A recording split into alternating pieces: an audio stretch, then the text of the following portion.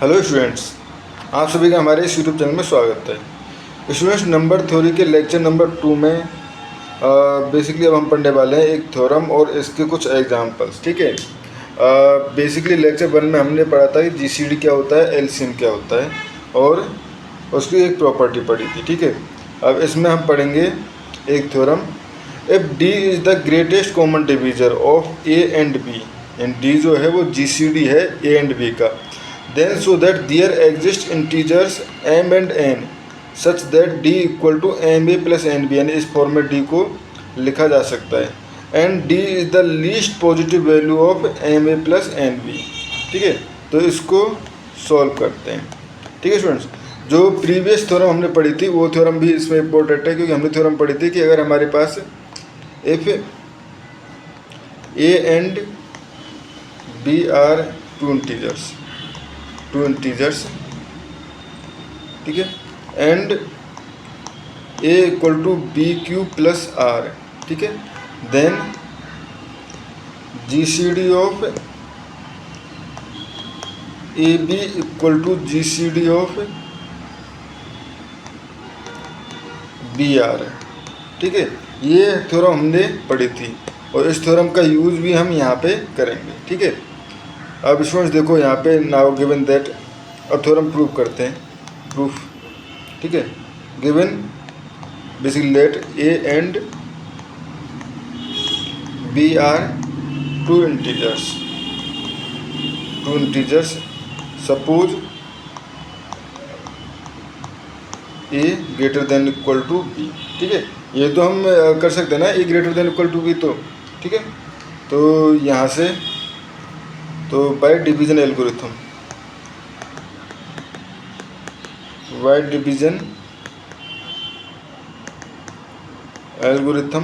ठीक है, if r1 r2 dot dot rn be the successive remainder,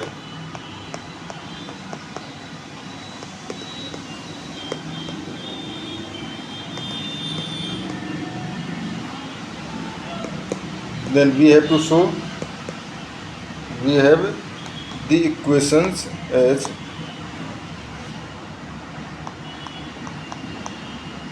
देखो अगर हम ऐसे रिमाइंडर्स हैं r1 r2 rn, तो इसको हम किस तरह से लिख सकते हैं। देखो बेसिकली a इक्वल टू लिखा जा सकता है b q1, यानी b हमने डिवाइड किया बट q1 टाइम डिवाइड हुआ प्लस r1। ठीक है, इस तरह से लिखा जा सकता है। ठीक है, उसके बाद देखो b को लिखा जा सकता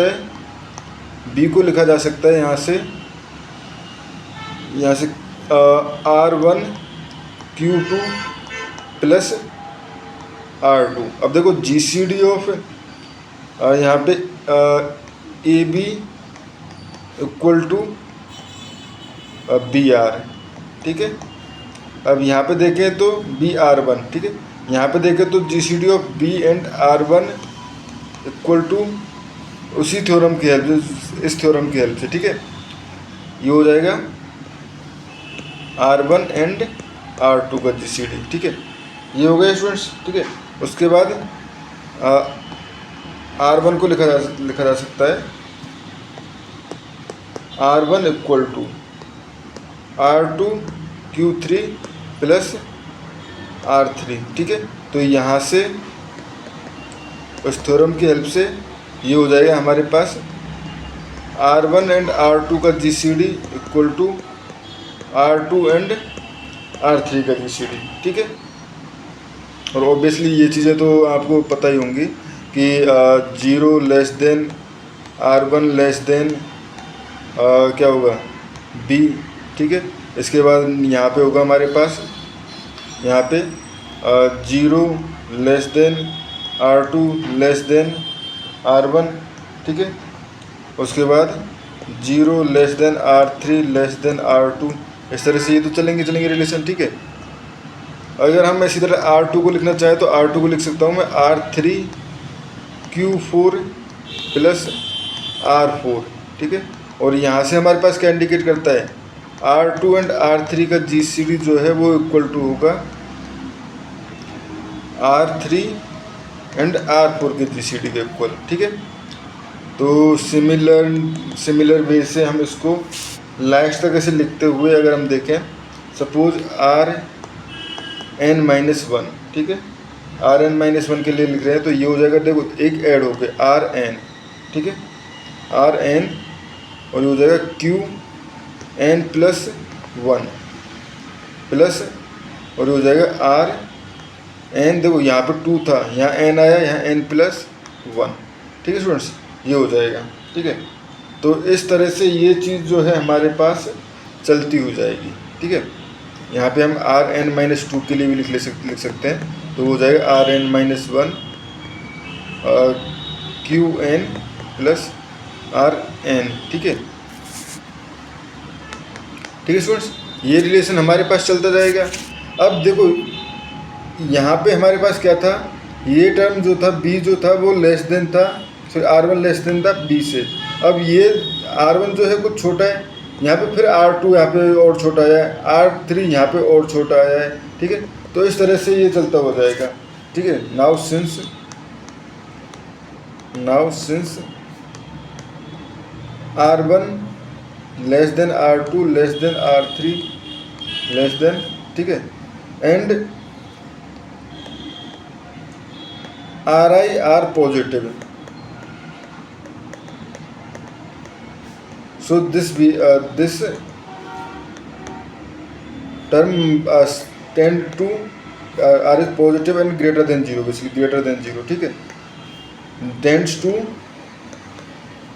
0 वेरी सून, ठीक है। तो सपोज, अब यहाँ पे हम कर लेते हैं, सपोज Rn+1 = 0, ठीक है, सपोज Rn+1 = 0, ठीक है। तो अब यहाँ से देखें, यहाँ पे हमने कहा Rn+1 जो है वो 0 है, तो इसका मतलब हमारे पास यहाँ से ये टर्म, ठीक है, और ये टर्म, दो टर्म पे ध्यान दें, यानी ये Rn जो है, ये Rn जो है वो डिवाइड कर रहा है Rn-1 को, यानी यहाँ से हमारे पास आता है GCD ऑफ किसका, Rn-2 and Rn+1 equal to Rn+1 and Rn, ठीक है। अब यहाँ से हमारे पास आ जाएगा Rn-1 एंड Rn का, और ये पूरी तरह से डिविजिबल है, ये 0 हो गया, तो यानी जो जितने भी टाइम डिवाइड किया है, यानी कि जितने भी टाइम डिवाइड किया है Rn ने डिवाइड किया है ना, तो Rn ने डिवाइड कर दिया, इसका मतलब Rn जो है वो, अब देखो Rn ने डिवाइड किया है इस टर्म को, Rn-1 को, ठीक है। तो अब Rn ने इसको डिवाइड किया है, तो यहाँ पे ये दोनों डिवाइड कर रहा है।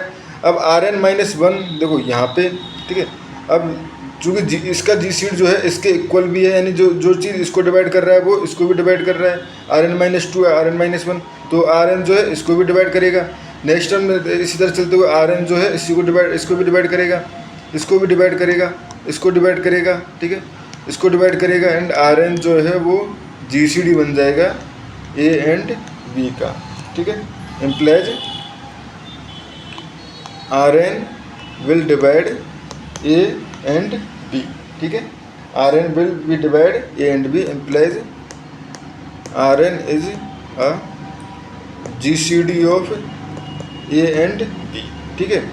Rn जो है वो हमारे पास GCD आ गया A and B का। बट अब हमारे पास क्या था, हमारे पास ये तो हो गया कि D, बेसिकली Rn जो है वो D की जगह रिप्लेस किया जा सकता है ना, इसलिए ये तो कोई बड़ी बात नहीं है, ठीक है।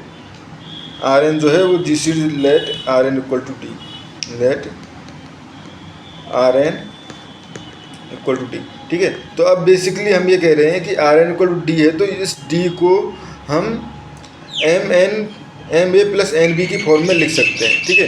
तो यहाँ से आप चालू कर दीजिए, देखो इस यहाँ से आप चालू कर दीजिए, यहीं पे एक्सप्लेन कर रहा हूँ मैं, देखो यहाँ से R1 लिखा जा सकता है, R1 equal to A minus B Q, R1 equal to A minus B Q, ठीक है। तो यहाँ पे अगर हम B की वैल्यू पुट करना चाहें, ठीक है, तो अगर यहाँ पे हम B की वैल्यू पुट करना चाहें तो ये हो जाएगा हमारे पास। देखो R1 में अगर मैं B की वैल्यू पुट करना चाहूँ तो सॉरी B की वैल्यू तो पुट कर नहीं सकता, क्योंकि A एंड B की फॉर्म में तो लिखना ही लिखना है, ठीक है। A एंड B की फॉर्म में तो लिखना ही लिखना है हमें स्टूडेंट्स, ठीक है। तो अब हम क्या करेंगे, यहाँ से हम देखो अगर R1 इक्वल टू क्या हो गया बेसिकली हमारे पास, R1 इक्वल टू हो गया M1A प्लस, ठीक है, M1A प्लस माइनस Q1B, ठीक है। तो बेसिकली यहाँ पे M1 इक्वल टू 1 है, एंड अगर इसको मैं N1 की फॉर्म में लिखना चाहूँ M1 N1, तो N1 इक्वल टू यानी कि M1A प्लस N1B, तो M1 इक्वल टू तो यहाँ पे 1 है, N1 equal to minus Q है, ठीक है स्टूडेंट्स। अब मैं इस R2 को इस तरह से लिखना चाहता हूँ, ठीक है। तो R2 इक्वल टू क्या हो जाएगा, देखो यहाँ पे अगर मैं इधर लिखना चाहूँ तो R2 इक्वल टू ये हो जाएगा B माइनस R1 Q2, ठीक है। R2 equal to B minus R1 Q2 यहाँ से, ठीक है। अब देखो R2 इक्वल टू अगर मैं यहाँ से R1 की वैल्यू पुट कर दूँ, R1 की वैल्यू क्या है, यानी कि ये वैल्यू पुट कर दो या कोई सी भी पुट कर दो आप, उससे कोई फर्क नहीं पड़ता, एक अंडरस्टैंडिंग होनी चाहिए, ठीक है। तो ये हो जाएगा B माइनस, ठीक है, ये हो जाएगा A माइनस B Q1, ठीक है, एंड Q2, ठीक है।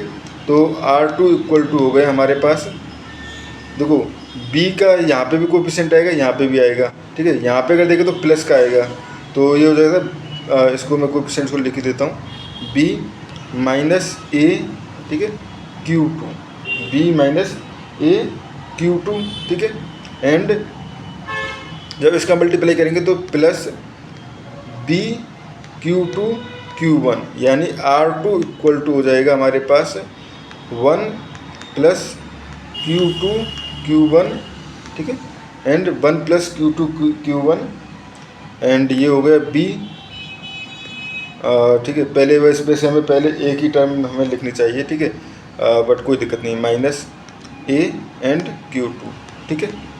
तो अगर इसको कंपेयर करें हम उससे तो R यहाँ पे हमारे पास क्या हो जाएगा, basically M1A plus N1B N2, suppose R2 equal to हमने लिख दिया M2A N2B, ठीक है।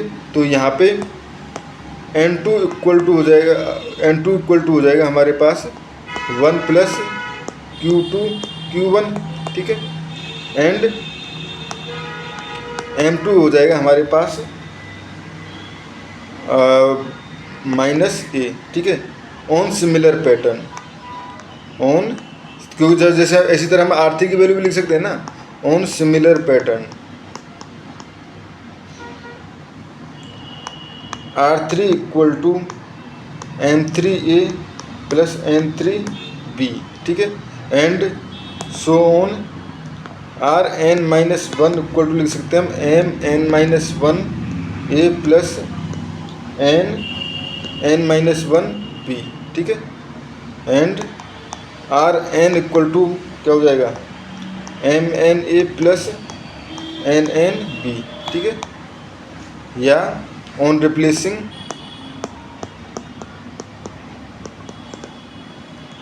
M equal to MnA and Mn and N equal to Nn, nth term, ठीक है। तो Rn इक्वल टू, और Rn को तो हमने B से रिप्लेस कर ही दिया था, तो B equal to Ma plus NB, Ma plus NB, ठीक है स्टूडेंट्स। तो यानी कि हम कोई भी, सॉरी B नहीं D, ठीक है। तो यहाँ से हमारे पास हो गया कि कोई भी GCD होगा उसको हम Ma प्लस NB की फॉर्म में लिख सकते हैं। So D can be written as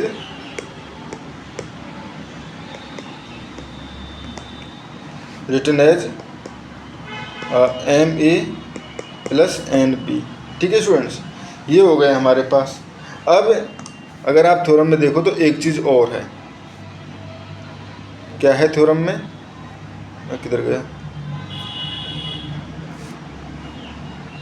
theorem में एक पार्ट और बचा हुआ है हमारे पास। ये लेक्चर 2 आ गया था, सॉरी। ये हमारे पास यहाँ पे पढ़ा है D is the least positive value of MA plus NB, ठीक है। तो D जो है वो लीस्ट पॉजिटिव वैल्यू है ऐसे इंटीजर्स के लिए, ये हमें प्रूव करना है, ठीक है। तो let D equal to AB, ठीक है, ठीक है। D equal to AB equal to, ये किस तरह से लिखा जा सकता है, AB का इसका मतलब GCD ऑफ AB, ये MA प्लस NB की फॉर्म में लिखा जा सकता है, ठीक है। Again let D equal to XA plus YB, यानी कोई और अलग दूसरे इंटीजर्स के लिए हमारे पास इस तरह से लिखा जा सकता है, ठीक है। तो नाउ सिंस D जो है वो डिवाइड कर रहा है A को एंड D जो डिवाइड कर रहा है B को, ठीक है, implies D will B divide X and D will also divide Y। नहीं, तो इसका मतलब यहाँ पे ये हो गया हमारे पास D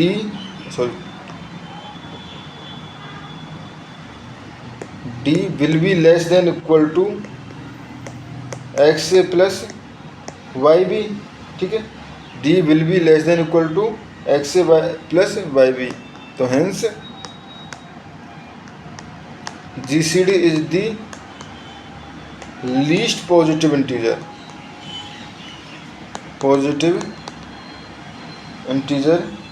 positive value of MA plus NB, ठीक है स्टूडेंट्स। यहाँ पे ये हो गया हमारे पास। अब हम इसका एक एग्जांपल ले लेते हैं इजी सा, ठीक है। तो एग्जांपल है हमारे पास, find GCD of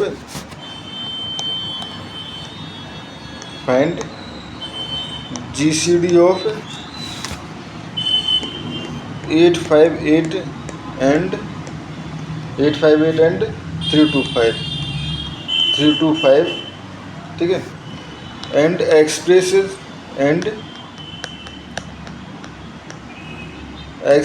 it as M858 plus N325, ठीक है। तो यहाँ पे हम इसको सॉल्व कर रहे हैं, ठीक है स्टूडेंट्स। तो सॉल्व करना चालू करते हैं।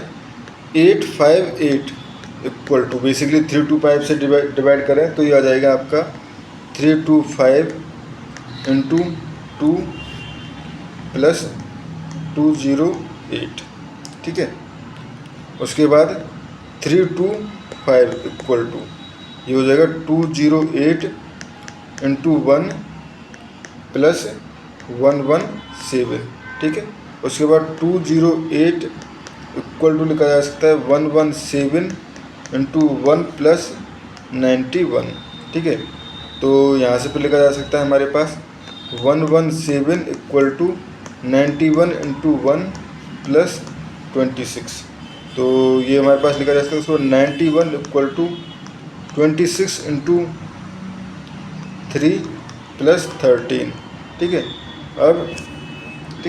अब 26 इक्वल टू लिखा जा सकता है 13 इंटू 2, ठीक है।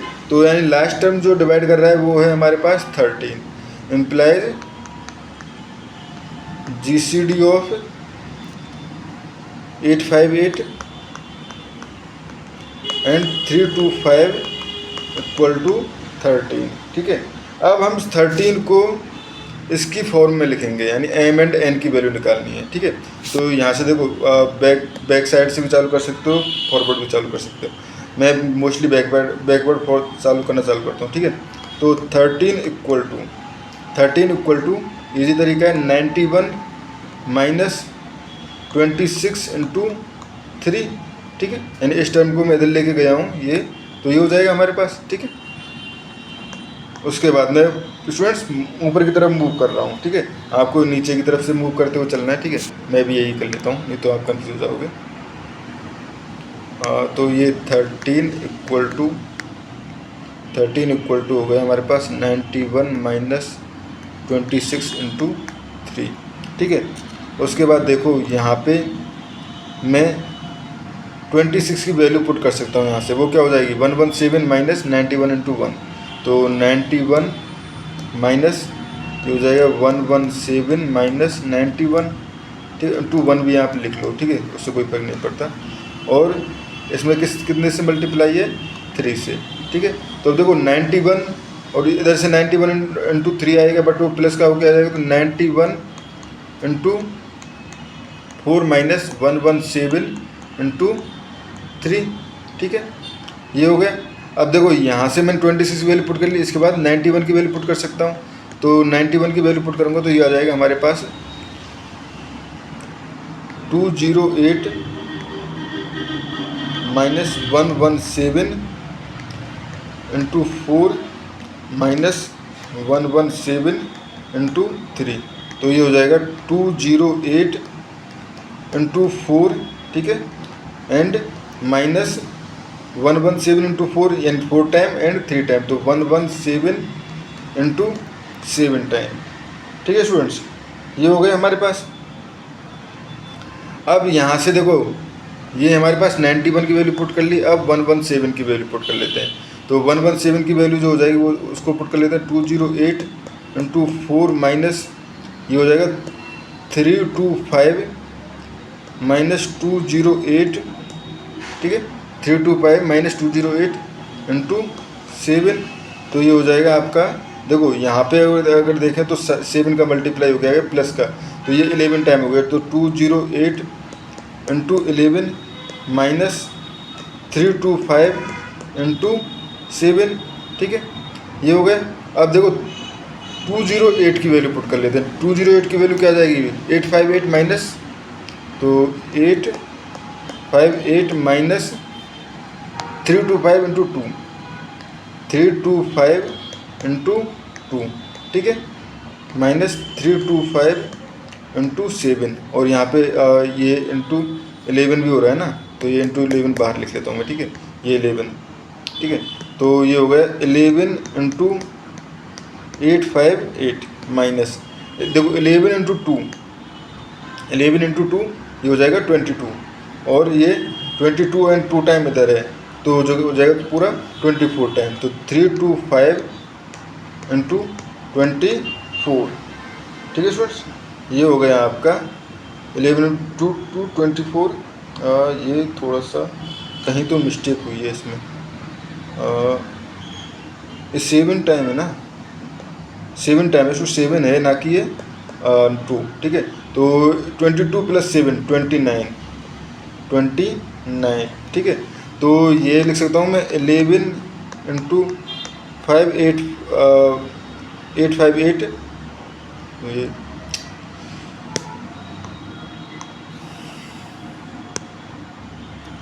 858 इंटू 11, ठीक है, माइनस प्लस ये हो जाएगा माइनस 29 इंटू 325, तो यहाँ से m इक्वल टू हो गया 11, m इक्वल टू हो गया 11 एंड n इक्वल टू हो गया माइनस 29, ठीक है स्टूडेंट्स, यही हमें निकालने थे। तो स्टूडेंट्स इस वीडियो में इतना ही, थैंक यू।